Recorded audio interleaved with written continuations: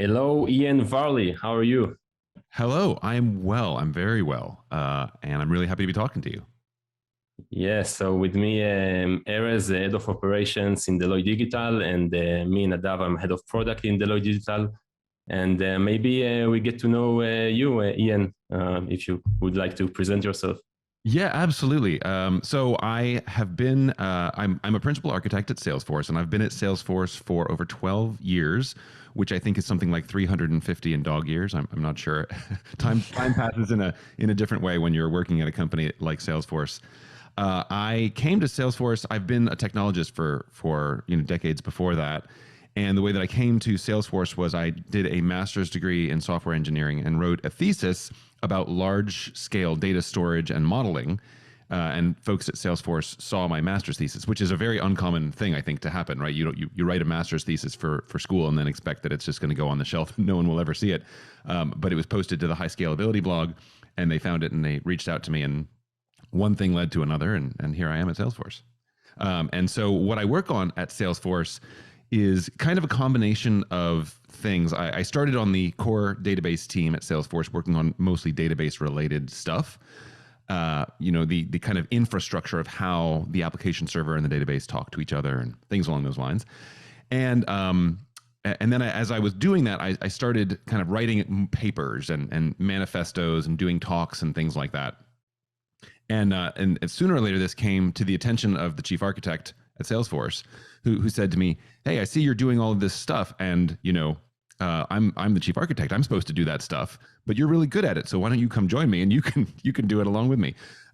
So for really the past, I want to say 8 or 9 years, that's been my main job, and I do a lot of things inside of Salesforce, mostly internal facing, a little bit external facing, that support that and really try to support helping the people inside the engineering organization understand what's going on, because Salesforce is a pretty complicated ecosystem, as I'm sure you know, and it's really difficult, especially if you're in the weeds working on one particular thing. It can sometimes be really difficult to keep that perspective about what else is happening and what's the big picture. So really, that's part of my role at Salesforce, is to do that, and we do that through a lot of interesting mechanisms internally. We also do an internal podcast, so I'm the host of that, which is why you hear my voice sounds so nice, because I have a nice microphone for recording a podcast. Yeah. And then I do talks and publish papers and things like that. So that's my role at Salesforce. Yeah, that sounds amazing, and I have to say that I think I saw most of your videos and from Dreamforce and from several events and some of your publications. I find this very interesting, and so we're really excited that you are here today with us. Well, thank you. I'm really excited to be here. And yeah, I think the public facing stuff that I've done for Salesforce is distinctly a minority of the things that I've done at Salesforce, because as I said, most of it's internal facing. But I do really think it's important, to whatever degree we can, to share some of that insight outside of the company too. And we debate this internally a fair amount, because on the one hand, I think it's absolutely the right thing to say, well, Salesforce is software as a service, and it is our job to encapsulate the complexity and encapsulate the detail, so that as a customer, you don't have to think about that. You don't have to know how is database connectivity working and caching and all that stuff, right? That's below the covers. But on the flip side of that, I think because it really is such a complicated ecosystem and such a complicated platform, there are certain parts of that really do help you to understand, as an implementer, as someone who's working on the platform, how do things actually work. Because if you don't have that, there's going to be cases where, if the abstraction isn't perfect, or if there's just, there's things that you could do in multiple different ways, understanding a little bit about how things work inside the platform can be a big help, I think, in choosing the right path. Sure. And it's really interesting to understand how, as you said, a little bit, how things work from the inside, under the hood. And let's dive into the details. What do you think? Yeah, absolutely. Let's do that. Okay. So first thing first, if you can talk with us about multi-tenancy as Salesforce leans on multi-tenancy, and I think it's very important to understand this concept before we dive into the details. Yes, absolutely. Multi-tenancy is a really, really foundational concept for a company like Salesforce. So let me explain kind of briefly what it is, and then I'll say a couple of things I think that are really important to understand about how multi-tenancy works. So, everybody understands the idea of multi-user software, right? So I mean, it's not all software is multi-user. If I download Tetris, right, and I'm playing Tetris, that's not multi-user software. That's just running for me, right? Multi-user software is something maybe more like Gmail or something like that, where, hey, there's billions of people around the world using Gmail, but there's not billions of instances of Gmail, right? There's a smaller number than billions. I don't know how many. I don't work for Google, but each instance is serving lots and lots of different users. But it's keeping their data separate. So it's keeping your Gmail separate from my Gmail. I can't read your email and vice versa, right? And so I think everybody kind of groks that idea of multi-user software. Multi-tenant software takes that one level up and says, instead of just isolating one user by themselves, what we do is we isolate groups of users. Now, those groups typically correspond to a company or a division within a company or an organization, something like that, right? We call them tenants, or actually internally we call them orgs or organizations. But the slightly broader term for that is tenant.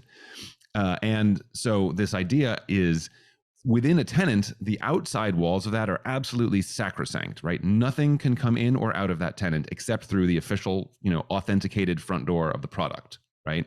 But you can't just sort of on the side share data between two tenants. It is absolutely sacrosanct, right? And so, but then within that, it is different from multi-user software in that individual users really can and do share a lot of the same data. And in fact, you have some users within a tenant that can see all the data, right? I mean, the administrators and things like that. And so there isn't really that presumption that, okay, inside of Salesforce, like my own personal data is just mine. Everybody sort of understands it's shared within my tenant, right? So that's the basic idea of multi-tenant software. And there's lots of different ways you can do multi-tenancy. There are really there's a few different ways you can approach that. The most common, I think, in the world these days is to think about that at an infrastructure level where you have different VMs or containers for each tenant, something like that, right? And that's fairly straightforward to think about from most perspectives. That is not at all how we do it at Salesforce. What we do is called software level multi-tenancy. And that means there are shared processes, shared software, services and processes that are running that serve lots and lots of different tenants. And then every individual request that comes into the service has to be authenticated to a particular tenant. And then every resource in the system, every sort of static resource like stored data, all has a tenant ID associated with it. So just as an example, if I come in and say, show me my accounts, right? That query is going to have my tenant ID, and the query that goes to the database is going to say where organization ID equals X, my tenant ID. And it's going to scope it to only return those records, right? And the reason that we there's a bunch of reasons why we use software level multi-tenancy, but the main one really is from an efficiency perspective from our side. Imagine if, we had, individual, say, relational databases and caches and message queues and all that kind of stuff that were separate for each customer. Each one of our tenants, even relatively small ones, would have hundreds and hundreds of software services running 24/7, even all in the middle of the night when they're not using the system and so forth. So just from a sheer efficiency perspective, that's kind of the main reason. And there are other reasons as well, but multi-tenancy is really foundational. It's also really tricky to get right. So, okay, that's very interesting, and it brings it to the question of how the database is really being managed behind the scene. You explain it with the account example, and that you add to every so-called query the organization ID. And I read in one of your publications that the database actually is being what I see as a developer, as an implementer, I see the objects, I see the fields, but they're not really on the physical level. They are in the application level. Yes. And what's interesting for me is to understand first how do you manage this mapping from the application to the physical level, and how efficient could it be when managing your database like that? Yeah, it's a very, very interesting setup. When I will say, when I first came to Salesforce and I saw, because I had been, as I mentioned, in technology for a couple of decades before coming to Salesforce, and I saw how Salesforce did things, and I said to myself, this is impossible. There's no way that this could possibly work. I was wrong, as it turns out. You're right. The basic idea here is that there's a essentially virtual database layer that's implemented in the application layer, right? So we have a Java application, and that implements this entire layer. Underneath that, there is in fact also a real relational database, and the way that those two things interact is really, really interesting. So in the very early days of Salesforce, it worked kind of like you might imagine. There were physical tables in the relational database for the main concepts for account and contact and lead and things like that, right? Because at the very beginning, prior to really evolving into an open-ended platform, Salesforce was very obviously a sales tool, right? It was there for sales teams. And so all these core concepts of working with the sales process were just enshrined in real physical tables. And the way that the system worked, of course, was there would be SQL that would say, select star from account table where organization ID equals such and such. As the company kind of started to evolve, the sort of the platform capabilities, something really interesting happened. So now that sounds like fairly straightforward. However, because of the multi-tenancy aspect of this, it's not always the case that you can do physical schema within the database for everything that a customer needs. And in particular, as you know, individual tenants can customize, right? So you can say, well, yes, we have the account object, but we want to track something like lifetime customer value, or we want to track something like region, or something that isn't there in the out of the box schema that Salesforce ships. And this is, of course, a huge selling point of Salesforce, is that you can just add a custom field to any of these objects, or any number of custom fields. If these tables were implemented just as tables in the relational database, think about how impossible that would be, right? Because every customer is adding different custom fields on here. So what started to happen was there came to be this layer of virtualization, right? Where we say, okay, to you, this looks like these are just additional fields on the account table. But in the physical schema, there's a separate table, right, that holds those. And then along come custom objects, where you don't even have to be using one of the objects that Salesforce ships out of the box. You can say, oh, I want to have a golf club object, or whatever it is that matches my business. And now all of a sudden, it's very obvious that you can't just go creating physical tables in the relational database every time this happens. And actually, I say it's obvious. Perhaps it's not obvious if you're not a database implementer. But the things the database has to do to create, physical schema within the database can be pretty intensive. And to be able to do those kinds of things real time without any downtime for the end customers turns out to be more or less impossible. And so, starting around that time, a whole layer of virtualization kind of came up around the physical database, to the point where now, when you, if you create a custom object in Salesforce, no physical schema in the relational database is created at all. And it's actually just a few pieces of metadata that are put in various places. And then, so you might say, well, okay, but where's the data actually stored, right? There has to be a table somewhere in this database that's storing this data. And yes, there is.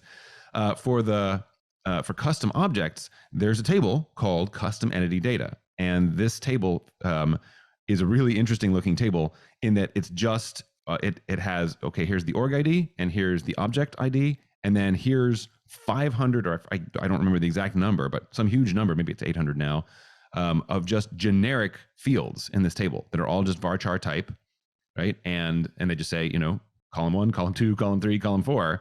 And then there's metadata in the application that maps between, okay, this is a phone number for this tenant and this object. This is, column 1 is phone number and column 2 is last name and column 3 is first name, whatever that is, right? And so then the data in each row in this database is totally different from every other row in this table, which has some interesting implications.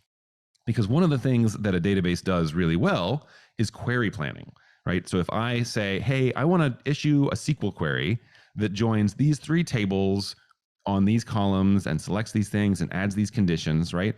The database is going to do some pretty intense stuff to make sure that the query plan that it generates is the most efficient way of accessing that data.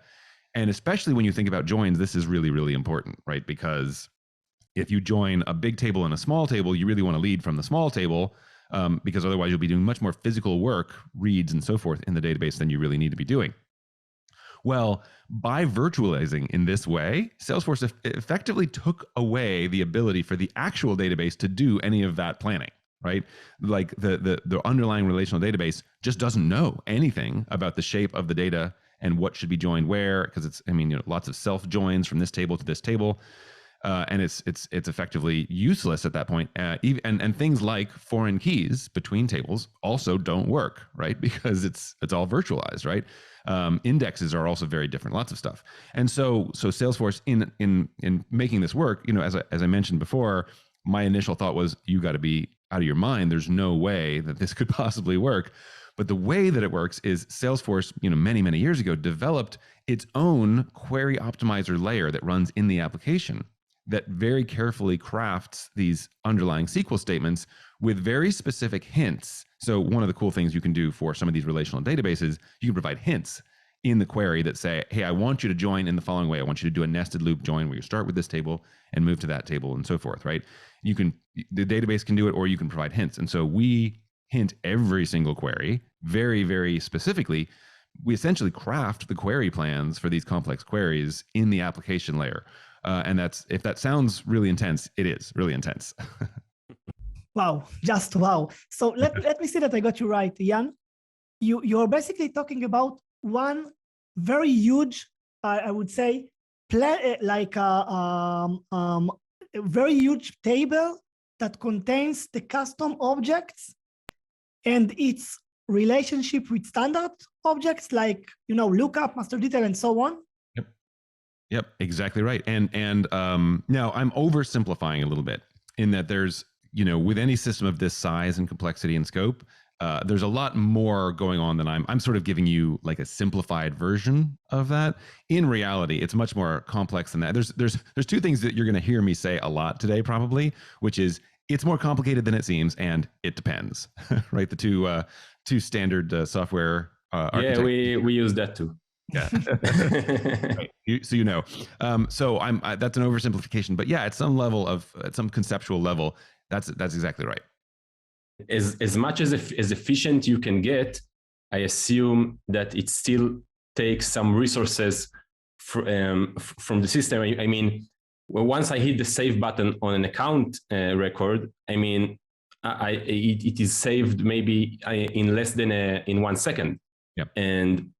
But I'm pretty sure there are still some limitations that you would like to put in when designing your architecture like that. For example, my guess is the governor limits, right? This is why the governor limits exist, because of this tough and complex management of the database. That's part of it. I think, to go back to what I said before around multi-tenancy, that's actually the first and foremost reason when you think about governor limits and things like that. Remember that these are physical systems that are shared by many, many, many tenants. So if one tenant comes along and says, I'm going to run a really intensive job where I'm just pushing the servers as, the databases and app servers as hard as they could be pushed, right? What resources does that leave for everybody else, right? You have this danger that tenants are going to sort of step on each other when they're sharing these physical resources. So that's really the fundamental reason for governor limits, is to just kind of ensure that everybody has some limits, some fixed amount, some fixed ceiling on how much of the physical system resources they can take, how much app server CPU, how much database CPU, things like that, right? Now, in practice, it's really difficult to do that at the level of, you know, what I just said of actual CPU percentages and things like that, because even just you know, correctly observing some of that at that level of granularity would be a huge tax on the system. And so, you know, limits in many cases are sort of a proxy for that, you know, where we say, okay, well, we know we don't want you to take more than this amount. And we know that queries, you know, a query with over 1 billion records or whatever is going to, you know, use up more of the system resources. And so we, you know, use those as a proxy. They're not perfect, but that's half of it. Well, no, that's a third of it. Another third of it is, as you say, there are going to be really complex queries that don't seem complex from you know, from the outside. Like, oh, this is just bring me up the object and its related, you know, information. And it's like, yeah, well, actually, because of the way the data model works, that's a 12-way join, you know, or something like that. And so that also is absolutely taken into account with some of that. And then of course, you know, Salesforce is also a business, and so there's a level at which limits are there, as you know, because there's, you know, we want people to pay for, you know, the amount of stuff that they use. And most of the time, Salesforce does not have a pay-as-you-go model. There are some interesting kind of things happening now with research into doing more of that, but it's a pretty deeply baked-in assumption in the platform that if you're a Salesforce customer and you've bought a product, you can just use as much as you want, and you don't pay extra as you go. You just, you know, pay for it once and use as much as you want. But along with that, there have to be limits in place in that. Otherwise, you could have, you know, somebody buy one seat in one tenant and then use up the entire database, you know, capacity. And so that's really kind of, it's a mix of all those things. I understand. Now we have another thing to talk about, which is the permissions within all that stuff we just discussed. And I mean, where and when the permissions are actually enforced.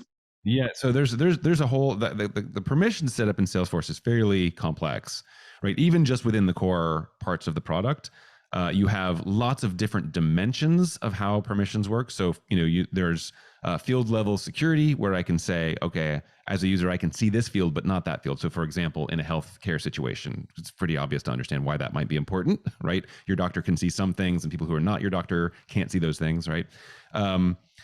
There are also what we call CRUD permissions, create, read, update, delete. So you can say, okay, you are allowed to read stuff in this particular object, but you can't change it, right? You can't delete or update it, right?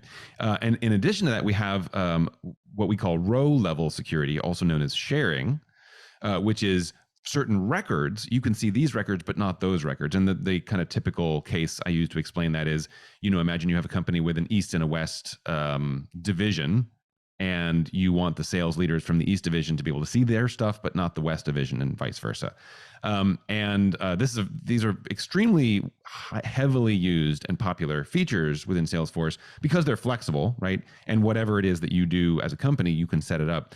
And the row level sharing in particular is really complicated because you have all of this stuff around hierarchies where you can say, okay, well, if it was a record that was created by me or any of my direct reports, then I can see it. Or if it's a record owned by me or any of my management chain, I can see it. So, you know, these are, as you can imagine, pretty complicated things.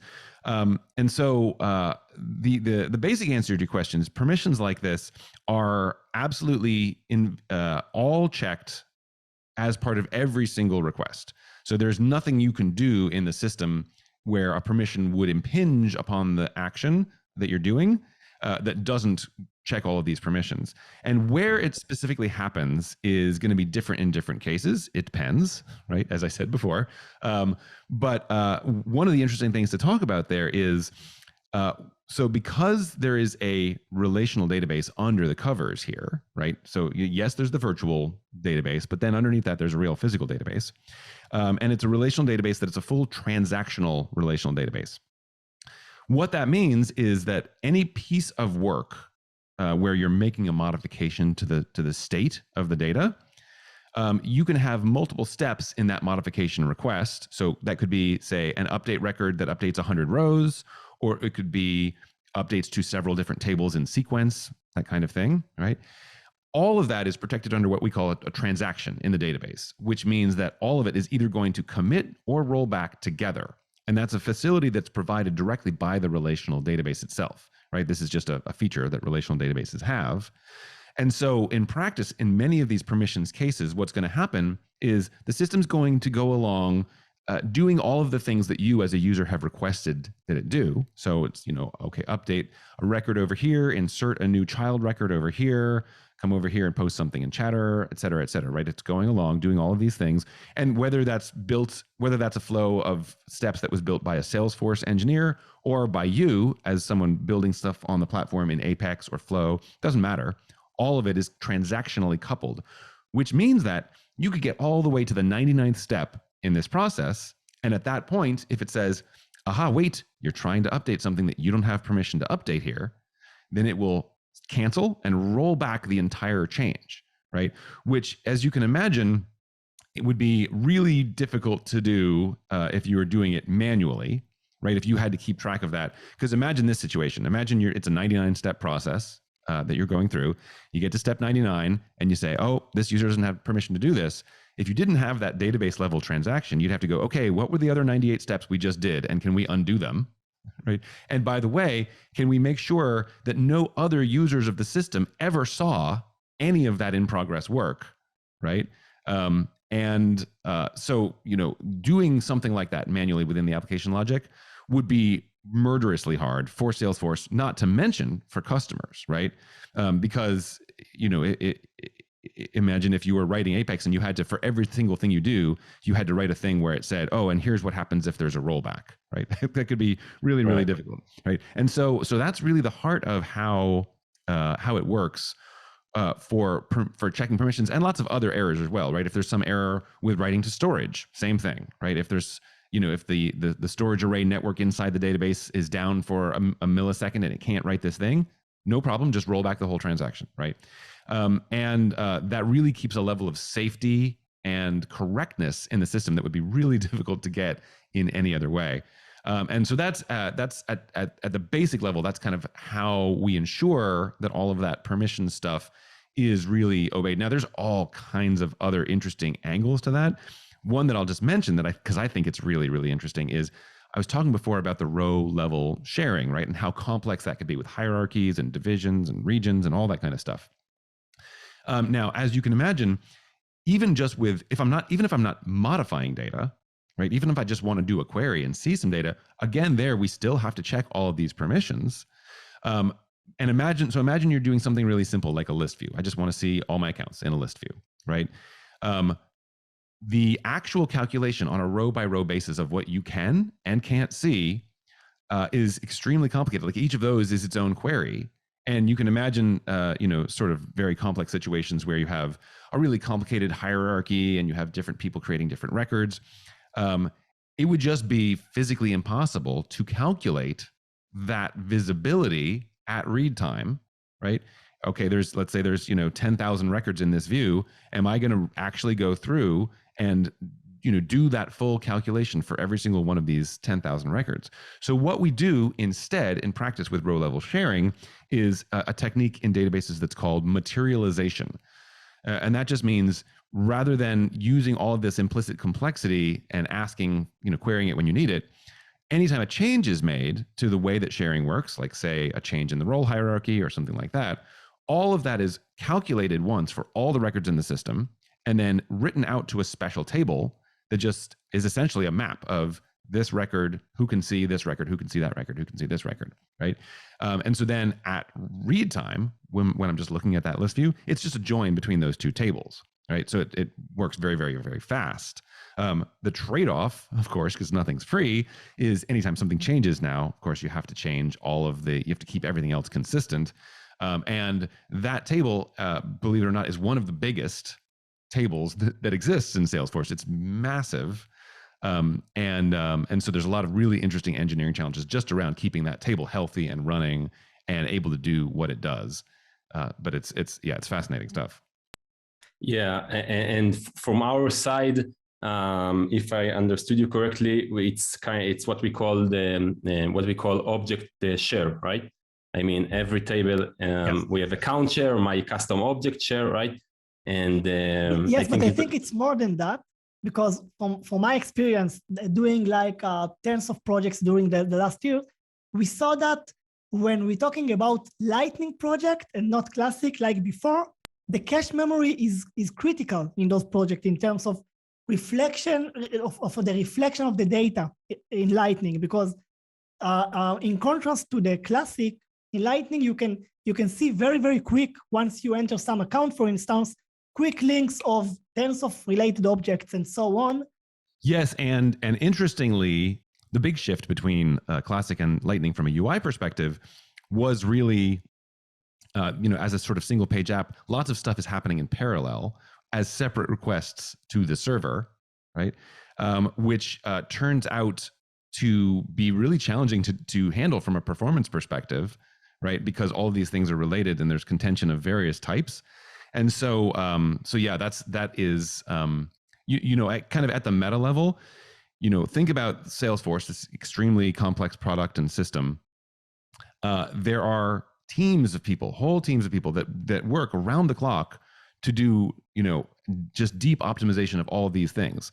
And the kind of general internal ethos is really just trying to work in priority order and saying like, okay, what are the biggest bottlenecks that we have? What are the biggest, sort of performance and scale bottlenecks that we have?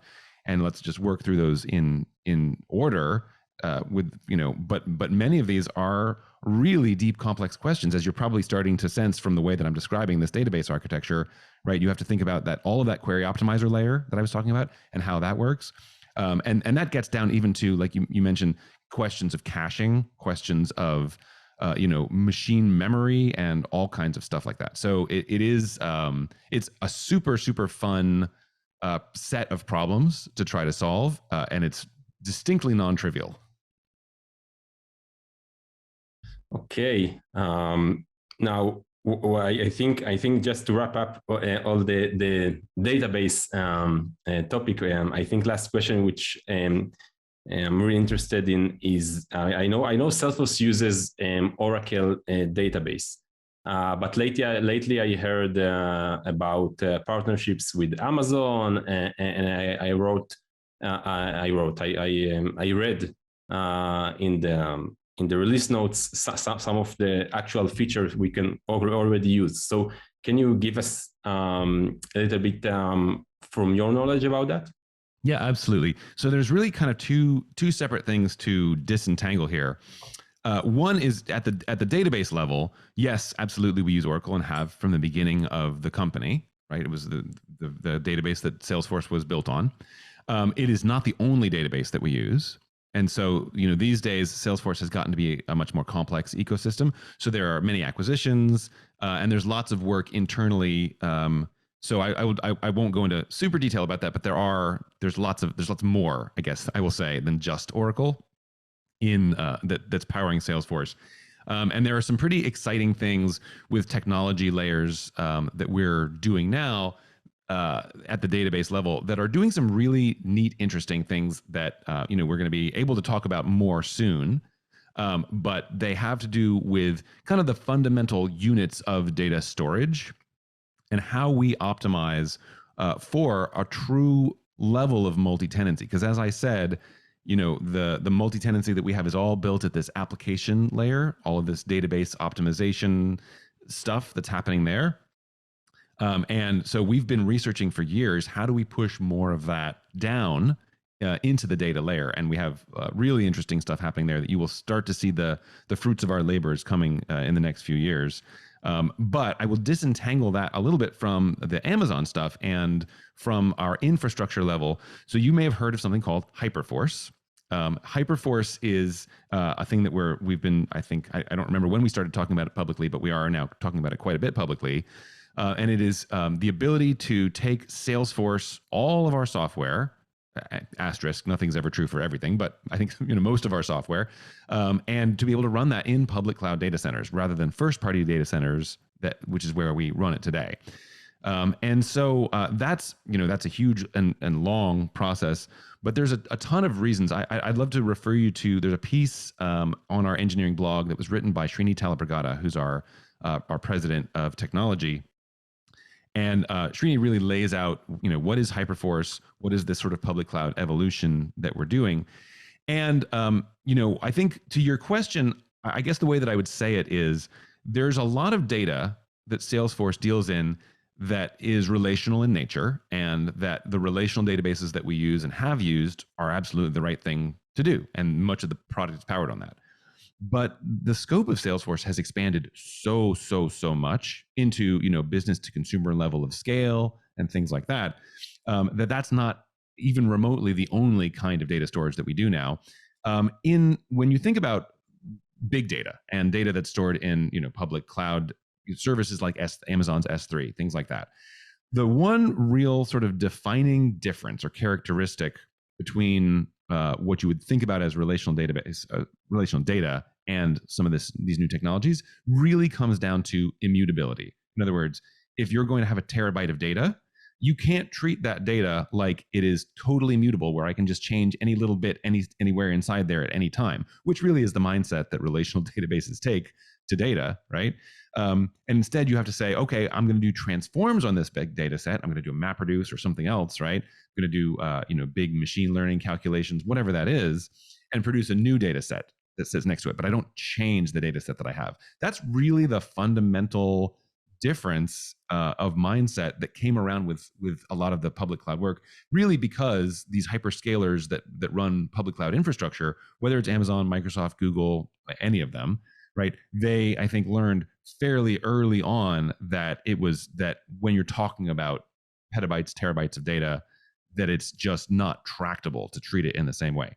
So I would describe it, I guess, really as an expansion of the way that we think about how we store data. Now, so much more of what we think about really is in terms of these large data sets, these big immutable files in cloud data stores, and the way that then you can build other abstractions on top of that, right? To power all kinds of other stuff. So that's really been a sea change in my understanding, and I think in a lot of our understanding about the way that we can best achieve massive business to consumer level scale. Interesting. That's very interesting, and sounds again very complex. But as you said, in the coming years, I assume we'll see the fruits of all that stuff. Already seeing now, but I think more is ahead of us. Yes.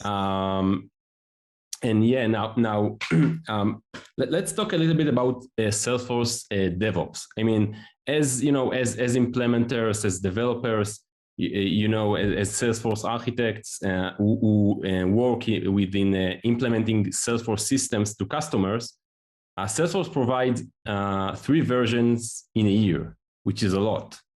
And and correct me if I'm wrong, I think every version is around 600 features, something like that, I think. And that's really a lot. Now what is really amazing is that the system is down only for 5 minutes. Mm-hmm. And how do you do that? That's a tricky one. That's stuff that I've worked on a little bit over the years. But the teams that have built some of that stuff are absolutely amazing. So the difficulty of the problem here, just to kind of sketch it out, is, when at each of these major releases, we make physical database schema changes, right? Now, we make lots of code changes, but code changes are relatively trivial to do atomically, right? You just say, well, turn off the old version and turn on the new version, right? Flip a switch, essentially. And so there's no real downtime implied in a code change, especially if you can have sort of like a blue-green deployment or something like that, where you have, you bring up a new set of servers that has the new code, and then you just sort of atomically switch traffic, right? Route the traffic to the new instances. The difficult part of these upgrades is that, of course, we're making schema changes in the database at the same time. Now, I will say, the amount of this has decreased significantly over the years. In the early years, basically anything you wanted to change with, say, the account table, if you wanted a new feature that required new columns on the account object, that was going to be a physical schema change.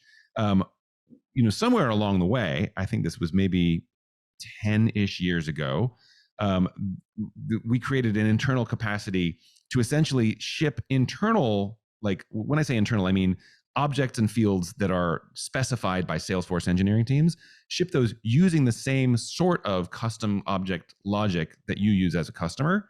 They're called base platform objects internally, and they're essentially just use all of that same virtualized machinery. So now actually making physical schema changes is a lot less common than it used to be. It's fairly rare actually for teams to need to make physical schema changes for most of the stuff that they do, which is great. However, it's a big engineering team and it's a big product, and the engine and the platform itself is also kind of constantly evolving. And so there are, in every release, there are going to be some physical schema changes. And if you think about the way that a database kind of works, if you issue what's called a DDL or data definition language, change to the system, like say, I want to take this column and I want to extend it from 30 characters to 40 characters or something like that. In many of these cases, that's going to imply some sort of physical re-architecture at the databases level. And databases, God bless them, they do their best to hide that from their users, from developers, right? And so you issue a DDL command, modify table, something like that, and it says, just give me a minute, and it goes off and it updates the physical storage and the B trees and all that stuff, and it comes back and says, you're ready to go.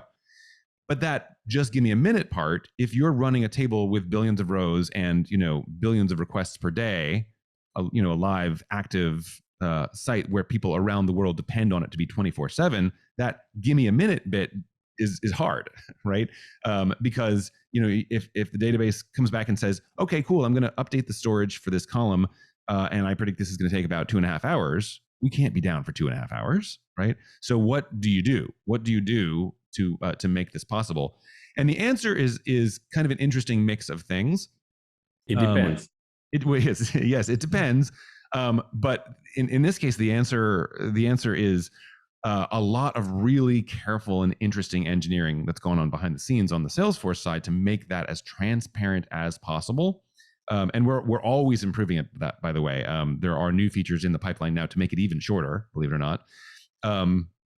But so, just as an example of the kind of engineering work that has to go on there, let's say I wanted to change a default value in a column from null to some value or vice versa, something like that, right? The system now actually has provisions where it's going to create a new column. It's going to route the reads, over to that new column. And in the background, before the release, it's going to have, a process that runs and pre-populates, pre-copies, things like that into the new structure. And then we have to perform really a multi-month-long release process where we first, move this thing and then populate it in the background and then switch over the thing to the new thing, and then in the following release, deprecate the old version. So there's just a lot of really complex and careful engineering that has to go on to make that happen in some of these complex cases. So that's half the answer. And then the other half of the answer is just we do less of that invasive stuff because of the virtualization layer and the base platform objects and things like that I mentioned. It's really pretty impressive the amount of stuff that they have to do. This is another area where actually working in kind of the public cloud milieu gives us a really interesting advantage, because part of the other problem, I made light of it a minute ago a little bit by saying, oh, it's easy at the application layer, right? You just transparently move it over. But we run, primarily most of the traffic of Salesforce is going through data centers that we run ourselves, first party data centers. And as you can imagine, in those data centers, we don't just have whole separate fleets of servers sitting there doing nothing, so that in the moment of a release, we can, spin them up with a new version and then, cut over to them. And so, doing that kind of atomic release is actually quite tricky. And there's been a lot of interesting innovation that's happened there over the years as well.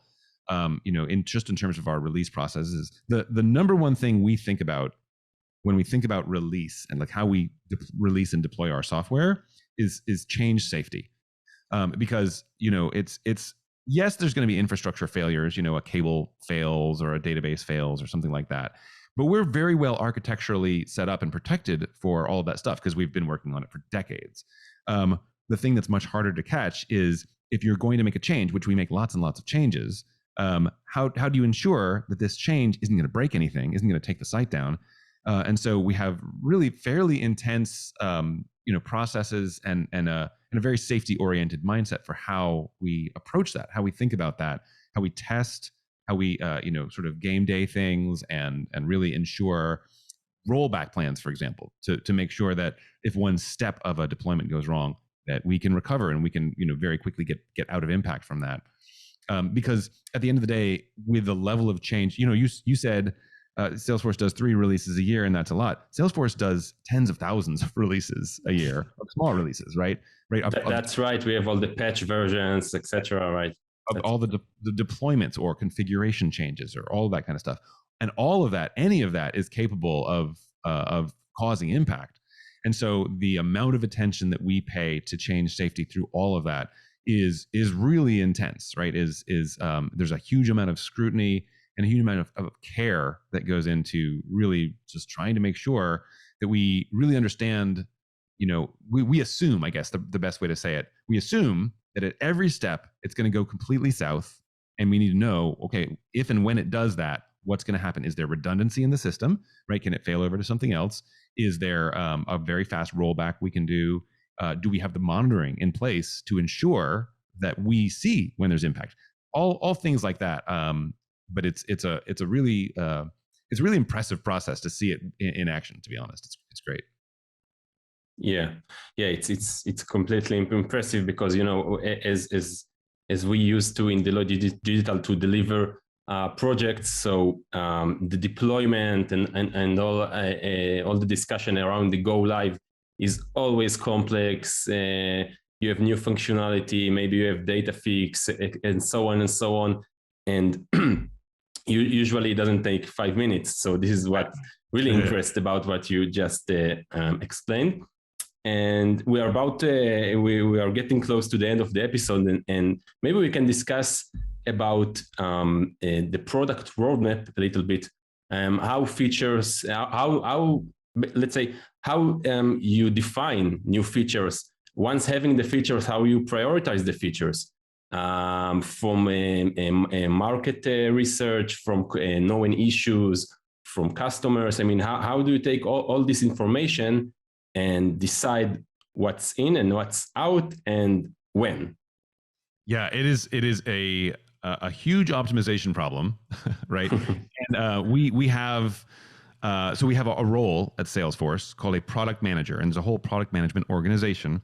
And that is really the specialty and raison d'etre of the product manager. Can you take all of these streams of needs and requests and desires from customers and partners and our own engineering teams and the non-functional requirements we need, and marry all of that together in a essentially prioritized list, right? That says, here's where we should be spending our engineering resources, because there's an infinite amount of desire out there, right? Like if you think about, there's an infinite number of features that you could possibly build in.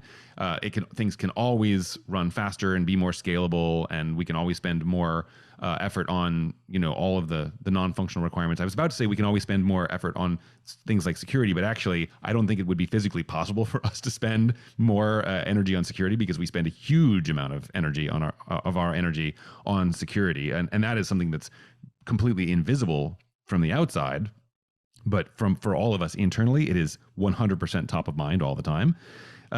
But it is the job of the product manager to really kind of blend all of those things in a way that can build a roadmap that satisfies everybody. It has to satisfy the customers who already use the product, because they want bug fixes and new features and things to make their lives easier. It has to satisfy our distribution teams, our sales teams, because they need things to sell. They need to be able to make a sale to a customer with the things that appeal to new customers, right? And they have to be able to see, yeah, there's lots of energy and new stuff happening here. It's vibrant, and this is an ecosystem that I want to be part of. They have to satisfy of course, regulators, and Salesforce is a very regulated company, and so in terms of compliance and privacy, they have to think about all of that kind of stuff, and then they have to also satisfy the non-functional engineering requirements, performance and scale and things like that. So this is it's tricky. I'm not a product manager myself, but I talk to enough of them to know that it's a really, really hard job to do. one of the key, and I hear this over and over from all of the product managers that I talk to, one of the key things for them is really hearing from customers, really understanding customers directly, getting to talk to customers. It is vital for all of them.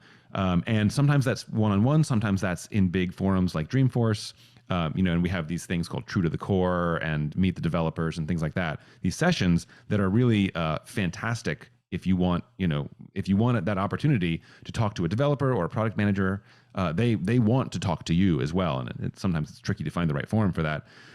But it is the absolute most vital mechanism for us to understand the jobs that customers want to be done. And there's been a big kind of internal reorientation in the last few years within Salesforce to this framework called JTBD, or Jobs to be Done, which is really a simplifying move in terms of understanding, I guess, what the best possible features to build are. Because rather than saying, hey, do you want this feature or that feature? Or how do you want this feature to work? It's really, the move is to say, well, what are you trying to do? What job are you trying to get done? What job do you want to hire this software for? And then sometimes you might look at that and say, oh, well, it's not a question between feature A or feature B or how feature A works. We don't need any of these features. We need something completely different, because what I'm trying to do isn't look at a list view. What I'm trying to do is make a sale. What I'm trying to do isn't setting permissions. What I'm trying to do is to ensure HIPAA compliance. Whatever those things are, right? Really reorienting the way we ask and the way we talk to people in that way, I think is really, really powerful. And then, of course, we also have, the idea exchange, which I'm sure you've seen, which is a way for people to communicate and vote about these things. And that's, of course, just one source of information here, but it's a really important one, and certainly has a lot of cred internally. Like, when as an engineer, if you can retire idea exchange points, it's a big deal, right? If you can come in and say, oh, this was this really highly voted thing, and we're gonna take that one and knock it off the list. That gets a lot of applause internally, because at the end of the day, what we're here for is to make software that our customers and users love using, and that's what we spend our time every day trying to do. Yeah, that's an amazing way to wrap up our episode. And I think really to ask why we're doing it and what and why before diving into the how. And that's tricky. It's easy to say, but it's completely hard to execute. Very hard. It's casting of Simon Sinek talking about the why. Yes, exactly. It is 100% that, and couldn't say it better. Ian, thank you so much for joining us today. We really appreciate it. It's been my pleasure. Thank you for inviting me and having me on. I always love hearing from Salesforce customers and talking to Salesforce customers. And personally, I always love trying to shed a little bit more light on, the not just the what of what we do inside the company to deliver Salesforce, but the why, and really helping people understand the complexity and the potential. So thank you for the opportunity. Thank you so much, Ian. And we know that you are going to visit shortly. You're going to come to Israel, right? I sure am. Yes, I will be in Israel in September. So I hope to get to meet you there. Absolutely. Okay, Ian. So have a great week. And Thanks. Thanks. Take care, guys. Appreciate it. Thank you.